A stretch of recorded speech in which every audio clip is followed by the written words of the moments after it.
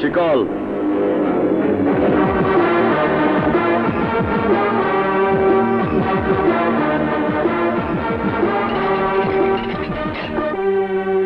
কি বলছিস বন্ধন? শিকল আকবর ও সাগরকে জেল থেকে ছাড়াতে নিজে আত্মসমর্পণ করেছে? হ্যাঁ আপা।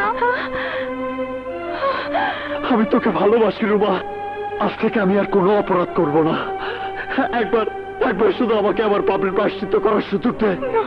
আপা, আমাদের সবচেয়ে চিন্তার বিষয় হলো শিকল ভাই যদি জেলখানায় তার শরীর থেকে শিকল না খুলে তাহলে না জানি কি হয়। এই দাঁড়াও, জেলখানা সাজাপ্রাপ্ত আসামিদের কয়েদির ড্রেস পরার নিয়ম, এই ড্রেস পরে ভেতরে যাও। আমি কারো নিয়মে চলি না, আমার নিয়মে চলি।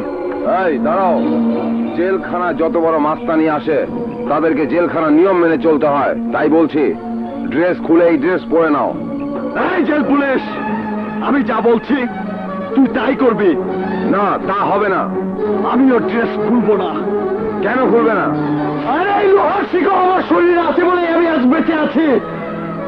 ছেলেবেলা থেকে এই লোহার শিকলের ওজন নিজের শরীরে বহন করে আমার প্রতিহিংসার আগুন জ্বালিয়ে রেখেছি। সারাদিন সারা রাত এই প্রতিহিংসার আগুন আমাকে জ্বালায়, স্মরণ করিয়ে দেয় আমার প্রতিজ্ঞার কথা। তাই আমাকে এই পৃথিবীতে বাঁচতে হলে এই লোহার শিকল আমার শরীরেই রাখতে হবে। আমি জীবিত থাকতে আমার শরীর থেকে এই লোহার শিকল কেউ খুলতে পারবে না। শিকল কিভাবে খুলতে হয় তা আমাদের জানা আছে।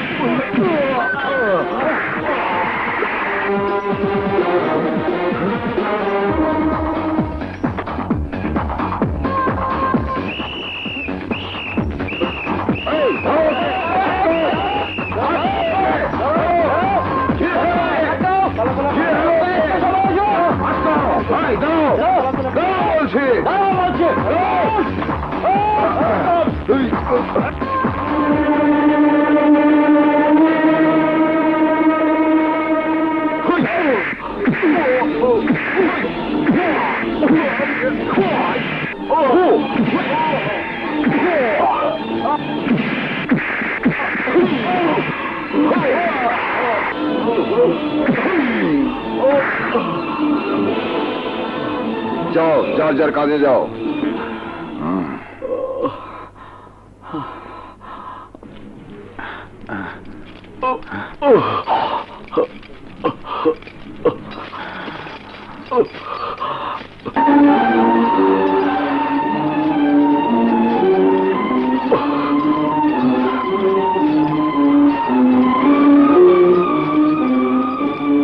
শিকল পরা একজন লোক তোর বাবাকে মেরেছে, ওর মায়ের ইজ্জত কেড়ে নিয়েছে। তুই আমার বাবা মায়ের হত্যাকারী, জীবন ব্যাপারী। না, আমি জীবন ব্যাপারী না, আমি সত্তা। মিথ্যে কথা। তুই ভয়ে নাম গোপন করতে চাইছিস, কিন্তু আমার স্পষ্ট মনে আছে আমার বাবা মায়ের হত্যাকারী শরীরে এমন এমন লোহার শিকল আবদ্ধ ছিল। বুঝতে পেরেছি তুমি কোন জীবন ব্যাপারীর কথা বলছো। তুই যদি জীবন ব্যাপারী না হোস তাহলে নিশ্চয় তুই তাকে চিনিস। হ্যাঁ, আমি এক জীবন ব্যাপারীকে চিনি। তার বাড়ি নবীনগর এলাকায়। হ্যাঁ, নবীনগর এলাকার জীবন ব্যাপারী। তুই যদি সেই জীবন ব্যাপারী না হোস তাহলে তার বর্তমান ঠিকানা বল, কোথায় থাকে সেই ব্যাপারী। তোমাকে আমি জীবন ব্যাপারীর ঠিকানা বলবো, তার আগে তোমাকে বলতে হবে কেন তুমি এই শিকল পড়েছ, কেন তুমি পুলিশের নির্যাতন সহ্য করলে অথচ গা থেকে শিকল খুললে না। একটি প্রতিজ্ঞার জন্য, একটি প্রতিবাদের জন্য, একটি প্রতিশোধের জন্য। আমার প্রতিজ্ঞা পূরণ না হওয়া পর্যন্ত এই লোহার শিকল আমি খুলব না। প্রতিজ্ঞা? কি প্রতিজ্ঞা? আমি তোমার প্রতিজ্ঞার কথা জানতে চাই। শুনবে শুনবে কেন আমি এই লোহার শিকল পরে আছি।